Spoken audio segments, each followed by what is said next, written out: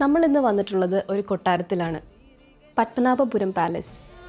17th സെഞ്ച്വറിയിൽ നിർമ്മിച്ച ഈ കൊട്ടാരം തമിഴ്നാട് കന്യാകുമാരി ഡിസ്ട്രിക്റ്റിലാണെങ്കിലും ഇത് കേരള ഗവൺമെൻറ്റിൻ്റെ അധികാരത്തിലാണ്.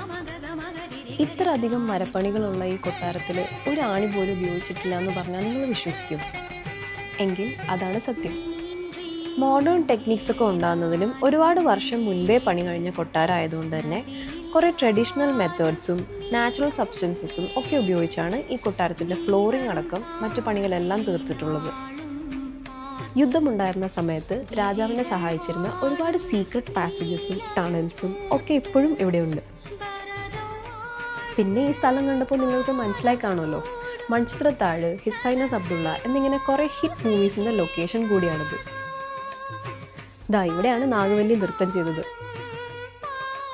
ഇവിടുത്തെ എൻട്രി ഫീയും ടൈമിങ്സും ലൊക്കേഷനും ഒക്കെ ഞാൻ ഡിസ്ക്രിപ്ഷനിൽ കൊടുത്തിട്ടുണ്ട്.